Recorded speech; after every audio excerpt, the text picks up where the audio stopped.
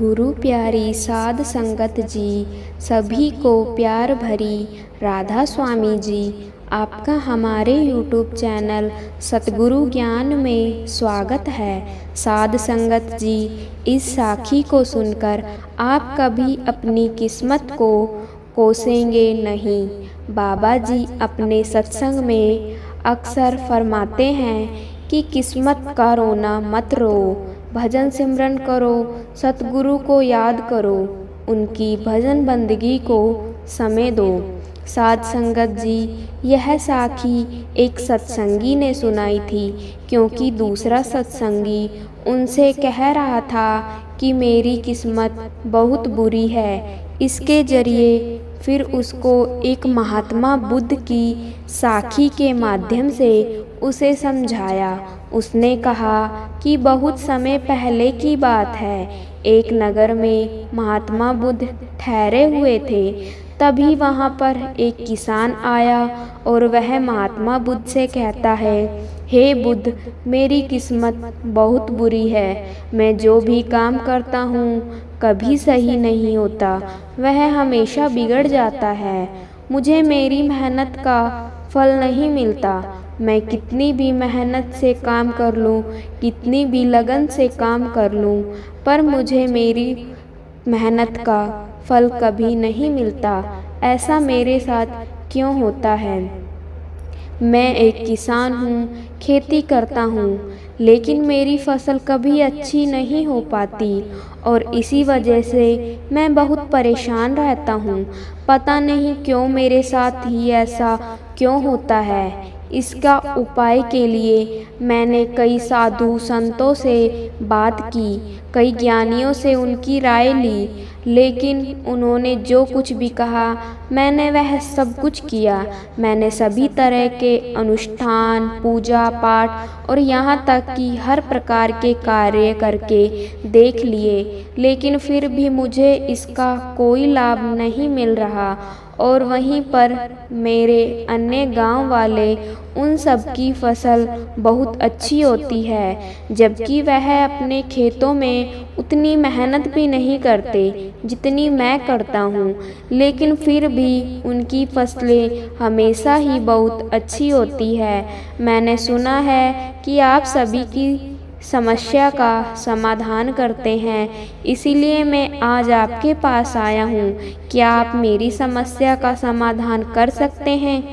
हे तथागत, क्या आप मेरी किस्मत भी बदल सकते हैं? उस किसान की सारी बात सुनकर महात्मा बुद्ध मुस्कुराने लगे और उस किसान से कहते हैं, तुम्हारी किस्मत तो पहले से ही बहुत अच्छी है, सब कुछ तो तुम्हारे पास ही है, फिर भला तुम ऐसा क्यों कहते हो कि तुम्हारी किस्मत अच्छी नहीं है? इस पर वह किसान महात्मा बुद्ध के इस सवाल का जवाब देते हुए कहता है, हे तथागत, मेरे पास क्या है? मेरी किस्मत इतनी बुरी है कि जब भी मैं काम में हाथ लगाता हूँ वह सारे कार्य बिगड़ जाते हैं। मैं चाहकर भी अपने खेतों में अच्छी फसल नहीं उगा पाता, जबकि वहीं पर मेरे गांव के अन्य लोग अच्छी फसलें उगा लेते हैं और वह लोग तो मेरे जितनी मेहनत भी नहीं करते। तो ऐसे में भला मेरी किस्मत कैसे अच्छी है? इस पर महात्मा बुद्ध मुस्कुराते हुए किसान से कहते हैं, तुम्हारे पास एक स्वस्थ शरीर है, तुम्हारे सभी अंग अच्छी तरह से काम करते हैं, तुम्हारा मस्तिष्क भी अच्छी तरह से काम करता है और तुम्हारे पास अच्छी खासी ज़मीन भी है। भला तुम्हारे पास किस चीज़ की कमी है? अगर ऐसे देखा जाए तो तुम्हारी किस्मत तो बहुत अच्छी है। इस पर वह किसान महात्मा बुद्ध से कहता है, हे तथागत, मेरी समस्या यह नहीं है। मेरी समस्या तो यह है कि जिन भी कार्यों में मैं हाथ डालता हूँ वह कार्य बिगड़ क्यों जाते हैं। रही बात ज़मीन की, अच्छा शरीर, अच्छा मस्तिष्क और अच्छे अंगों की, तो वह तो सभी के पास हैं। मेरे सभी गांव वालों के पास भी हैं और उनके पास अच्छी ज़मीन भी है और तो और उनके पास अच्छी फसल भी है। इसी कारण वह लोग हमेशा सुखी रहते हैं। लेकिन मेरे खेतों में तो अच्छी फसल हो ही नहीं पाती। हर वर्ष मुझे एक भारी नुकसान झेलना पड़ता है। क्या आप मुझे कोई इसका उपाय बता सकते हैं? क्या ऐसा कोई मंत्र है? क्या ऐसा कोई तरीका है जिससे मेरी किस्मत एक बार फिर से चमक जाए? इस पर महात्मा बुद्ध उस किसान से कहते हैं, ठीक है, यदि तुम कोई उपाय चाहते हो या कोई मंत्र चाहते हो तो वह मैं तुम्हें अवश्य ही दूंगा।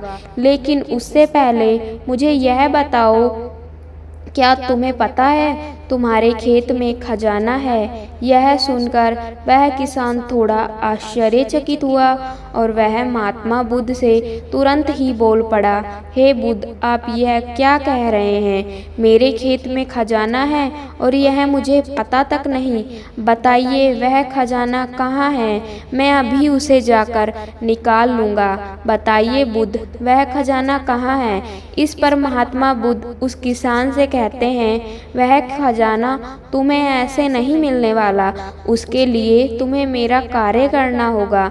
मैं तुम्हें जैसा जैसा कहूँगा तुम्हें वैसा ही करना होगा, तब जाकर तुम्हें वह खजाना अवश्य मिल पाएगा। उस किसान ने महात्मा बुद्ध की सारी बातें सुनी और उसके बाद वह किसान महात्मा बुद्ध से कहता है, हे तथागत, बताइए मुझे क्या करना होगा? आप जैसा कहेंगे मैं वैसा करने के लिए तैयार हूँ। लेकिन मुझे बता दीजिए कि आखिर वह खजाना मेरे खेत में कहाँ पर है? इस पर महात्मा उस किसान से कहते हैं, अपने खेतों में जाओ और अपने खेतों की खुदाई करके एक मिट्टी टोकरी भरकर मेरे पास लाओ। वह किसान तुरंत ही महात्मा बुद्ध की बात मान लेता है। वह भागा भागा अपने खेतों में जाता है और जल्दी जल्दी एक टोकरी मिट्टी की भरकर वह वापस महात्मा बुद्ध के पास पहुंचता है। उस मिट्टी को देखने के बाद महात्मा बुद्ध उस किसान से कहते हैं, ठीक है, अब मेरी बात ध्यान से सुनो। अब 1 महीने बाद अपने खेत की खुदाई करना और जब तुम पूरा खेत खोद दोगे तो उसमें से एक टोकरी मिट्टी फिर से मेरे पास लेकर आना। महात्मा बुद्ध के मुख से यह बात सुनकर वह किसान कुछ देर के लिए सोच में पड़ गया। वह सोचने लगा, जब खजाना मेरे खेतों में गड़ा हुआ है तो महात्मा बुद्ध मुझे सीधे सीधे बता क्यों नहीं देते कि वह कहाँ पर है? उसने कुछ देर सोच विचार करने के बाद महात्मा बुद्ध से आखिरकार यह बात पूछ ही ली। वह किसान महात्मा बुद्ध से कहता है, हे तथागत, यदि वह खजाना मेरे खेतों में है तो आप मुझे बता क्यों नहीं देते कि वह कहाँ पर है? मैं उसे अभी जाकर निकाल लेता हूँ। भला मुझे 1 माह का इंतज़ार क्यों करना है? आखिर इसकी क्या ज़रूरत है? इस पर महात्मा बुद्ध बड़े ही शांत स्वभाव से उस किसान से कहते हैं, हर कार्य का एक समय होता है और वह कार्य यदि उस उचित समय पर किया जाए तो वह हमें उचित और शुभ फल देता है। तुम चाहते हो तो मैं तुम्हें खजाना बता देता हूँ कि वह खजाना तुम्हारे खेतों में कहाँ गड़ा हुआ है। लेकिन एक पल के लिए यह भी सोच लो, अगर तुम अभी उस खजाने को पाने की कोशिश करोगे तो हो सकता है कि तुम्हारे हाथों कुछ भी ना आए। सोच लो, तुम अभी उस खजाने को पाना चाहते हो या 1 महीने के बाद? महात्मा बुद्ध के मुख से यह सारी बातें सुनकर वह किसान कुछ देर के लिए सोच विचार में पड़ गया और फिर वह महात्मा बुद्ध से कहता है, हे तथागत, आप जैसा कहेंगे मैं वैसा ही करूँगा। इतना कहकर वह महात्मा बुद्ध को प्रणाम करके वापस घर लौट जाता है। वह जैसे तैसे अपने मन को मार तो लेता है, अपनी इच्छाओं को दबा तो लेता है, किंतु अब भी उसका मन बहुत बेचैन था। वह उस खजाने को जल्द से जल्द पाना चाहता था। रात में उसे खजाने के सपने आया करते थे। वह दिन भर केवल खजाने के बारे में ही सोचता रहता था। जब भी वह खेत जाता तो एक एक किनारे पर बैठता और उस खजाने के बारे में सोचने लग जाता। दिन भर हर समय उसके मन में केवल खजाना पाने के विचार ही चलते रहते। वह यह सोचता रहता कि जब मुझे खजाना मिल जाएगा तो मैं तो इस नगर का सबसे अमीर आदमी बन जाऊंगा। मेरे पास सारे ऐशो आराम होंगे और मैं अपना जीवन आनंद में बिताऊंगा। मुझे किसी चीज़ की कोई कमी नहीं होगी। देखते ही देखते ऐसे ही करीब 1 माह बीत गए और वह अपने खेतों में गया और उसने अपने खेत में से एक टोकरी मिट्टी खोदी। उसे टोकरी में भरकर वह महात्मा बुद्ध के पास पहुंचा और महात्मा बुद्ध से कहता है, हे तथागत, ये लीजिए एक टोकरी मिट्टी जो मैंने अपने खेत से लाई है। अब बताइए वह खजाना कहाँ पर है। इस पर महात्मा बुद्ध उस किसान से कहते हैं, क्या तुमने अपना सारा खेत खोद दिया। इस पर वह किसान महात्मा बुद्ध से कहता है, नहीं तथागत, आपने कहा था केवल एक टोकरी मिट्टी ही लानी है, इसलिए मैंने केवल एक टोकरी मिट्टी ही निकाली। भला उसके लिए मुझे पूरा खेत जोतने की क्या ज़रूरत है। बस आप मुझे यह बता दीजिए कि वह खजाना मेरे खेतों में कहाँ पर गड़ा हुआ है। मैं जाकर वहीं पर खोद लूँगा और वह खजाना निकाल लूँगा। इस पर महात्मा बुद्ध उस किसान से कहते हैं, वह खजाना पूरा खेत जोतने से ही मिलेगा। यदि तुम अपना खेत नहीं जोत दोगे तो वह खजाना कभी नहीं बाहर आने वाला। अब सोच लो तुम्हें क्या करना है। इस पर वह किसान एक बार फिर कुछ देर के लिए सोच विचार में पड़ जाते हैं और वह यह तय करते हैं कि वह जाकर अपने खेत को जोतेगा। इसलिए वह महात्मा बुद्ध को प्रणाम करके वापस घर लौट जाते हैं और अगले ही दिन वह अपना सारा खेत जोत कर एक बार फिर से एक टोकरी भरकर महात्मा बुद्ध के समक्ष पहुंच जाता है। तभी महात्मा बुद्ध उस किसान से कहते हैं, अभी तुम्हारा खेत ठीक से नहीं जोता गया, जाकर एक बार फिर कोशिश करो। एक बार फिर अपने खेतों में हल चलाओ। इस पर वह किसान महात्मा बुद्ध से कहता है, हे तथागत, मेरे पास हल नहीं है, बल्कि मैं खुद से ही हल की जगह पर खेत जोतता हूँ। इस पर महात्मा बुद्ध उस किसान से कहता है, कोई बात नहीं, एक बार फिर से परिश्रम करो और इस परिश्रम का फल तुम्हें अवश्य मिलेगा। वह किसान महात्मा बुद्ध की बात मान लेता है और वह एक बार फिर से अपने खेतों में मेहनत करता है। वह एक बार फिर से हल चलाता है और एक टोकरी मिट्टी लेकर वह महात्मा बुद्ध के समक्ष फिर से उपस्थित हो जाता है। मिट्टी देखकर महात्मा बुद्ध उस किसान से कहते हैं, हाँ अब ठीक है, किंतु अब तुम्हें मेरा दूसरा कार्य करना होगा। इतना कहकर महात्मा बुद्ध उस किसान से कहते हैं, जाओ और अपने खेतों में उन फसलों की बीज डालो जिन फसलों को तुम उगाना चाहते हो। इस पर वह किसान थोड़ा अचरज में महात्मा बुद्ध से कहता है, हे तथागत, आपने तो खजाने की बात की थी, फिर बीच में यह फसल कहाँ से आ गई। इस पर महात्मा बुद्ध उस किसान से कहते हैं, अगर तुम्हें खजाना चाहिए तो तुम्हें मिट्टी में बीज तो डालने ही होंगे।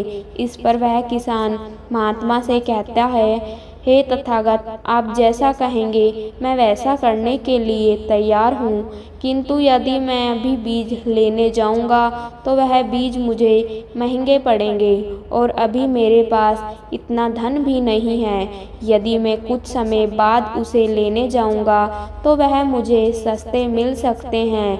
इस पर महात्मा बुद्ध उस किसान से कहते हैं, मैंने तुम्हें कहा था यदि हम किसी कार्य को सही समय पर करते हैं तो हमें उचित लाभ मिलता है, किंतु अगर वही कार्य उस समय पर नहीं होता तो उसका फल हमें नहीं मिल पाता। इसीलिए आज ही जाओ और अपने खेतों में बीज डालो। वह किसान महात्मा बुद्ध की बात मान लेता है। वह महात्मा बुद्ध को प्रणाम करके बीज लेने निकल जाता है। बीज लाकर वह अपने खेतों में भी डाल देता है और फिर वह महात्मा बुद्ध के पास वापस पहुंचता है। और बुद्ध से कहता है, हे तथागत, आपने जैसा कहा था मैंने वैसे किया। अब मुझे बताइए कि आखिर मेरे खेतों में वह खजाना कहाँ पर है, ताकि मैं उसे निकाल सकूं। इस पर महात्मा बुद्ध मुस्कुराने लगे और उस किसान से कहते हैं, अभी तो तुम्हें एक और कार्य करना है, उसके बाद वह खजाना तुम्हें खुद ब खुद मिल जाएगा। किसान महात्मा बुद्ध से कहता है, हे तथागत, बताइए अब वह कौन सा काम है जो मुझे करना है।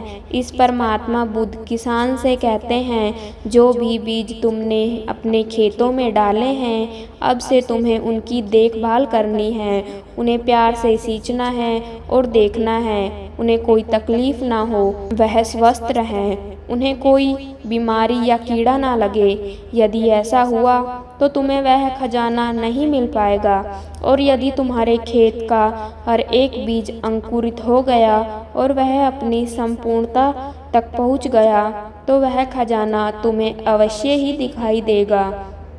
और जब तुम्हें मेरे पास आने की कोई आवश्यकता भी नहीं पड़ेगी।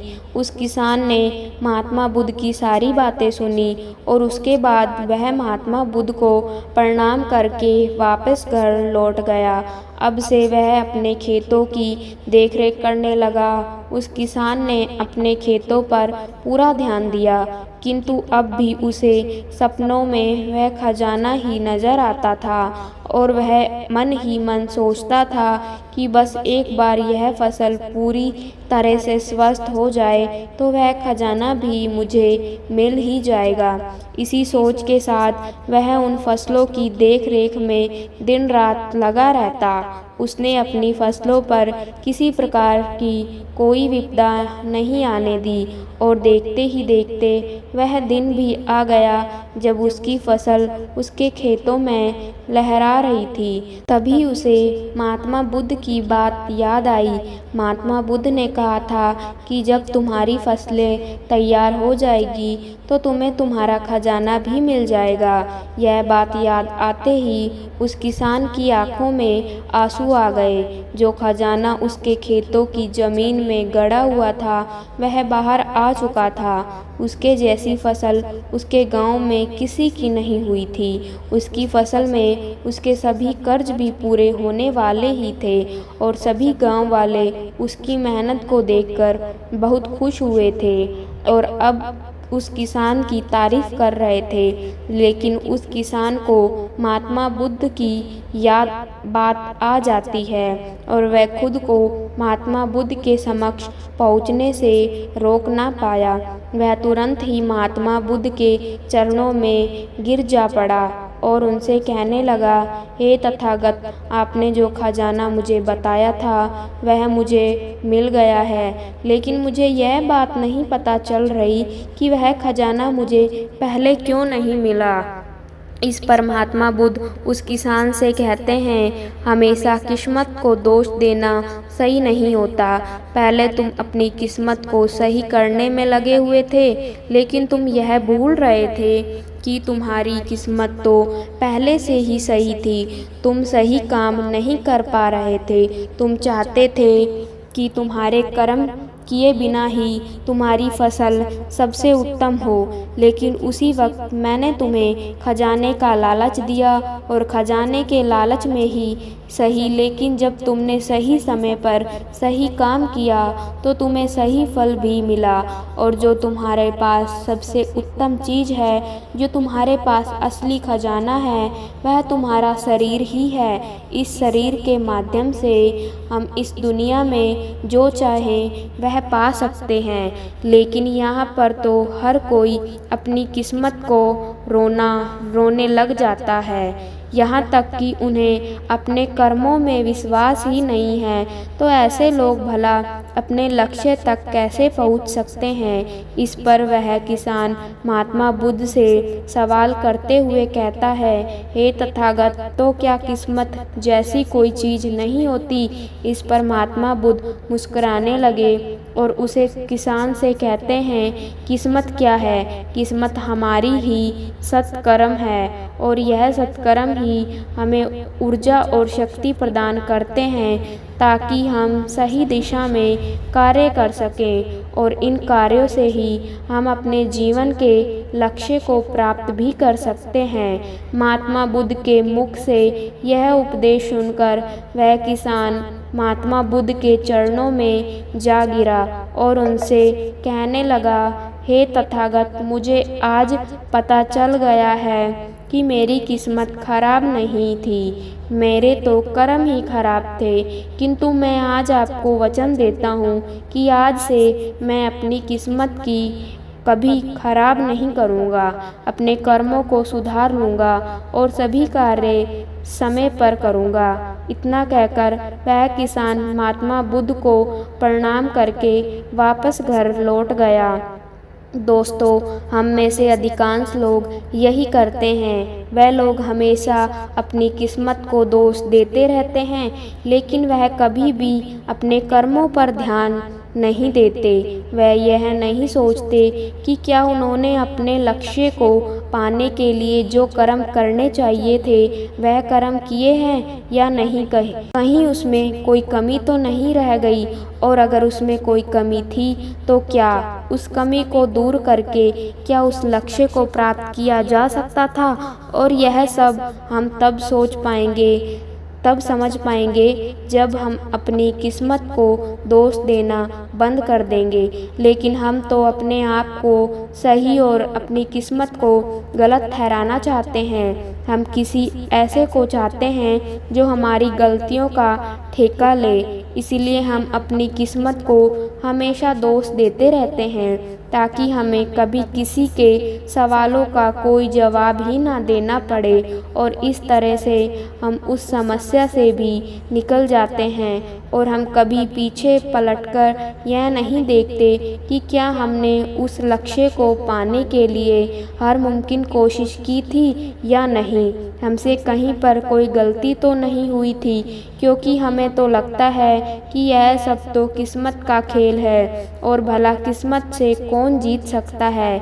आपने अपने आसपास भी ऐसे कई लोगों को देखा होगा जो लोग अपने लक्ष्य को प्राप्त ना कर पाने पर रोते हैं, चिल्लाते हैं, और जब उनसे कोई उनकी असफलता का कारण पूछता है तो वह यही कहते हैं कि वह तो मेरी किस्मत में था ही नहीं। लेकिन यहाँ पर आप एक वास्तविकता भूल रहे हैं। इस दुनिया में ऐसे कई सारे लोग हैं जो अपने कर्म पर ध्यान देते हैं। वह अपने कर्म को कभी नहीं छोड़ते, भले ही वह अपने लक्ष्य को पहुँच पाने में असफल हो जाएं, लेकिन फिर भी वह अपने कर्म पर विश्वास रखते हैं।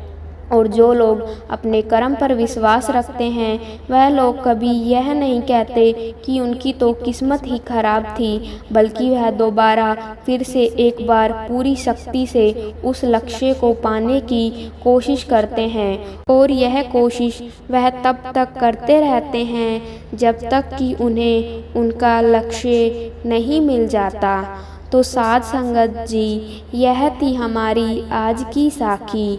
मैं उम्मीद करती हूँ कि आपको इस साखी से बहुत कुछ सीखने को मिला होगा।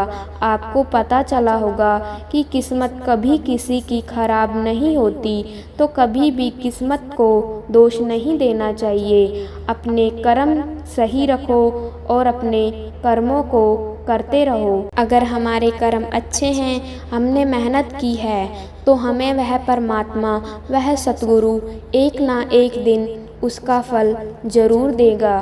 तो हमें सतगुरु पर पूरा विश्वास भी होना चाहिए। तो साध संगत जी, आशा करती हूँ आपको आज की साखी अच्छी लगी होगी, तो चैनल को सब्सक्राइब जरूर कर लेना जी। साध संगत जी, सभी को प्यार भरी राधा स्वामी जी।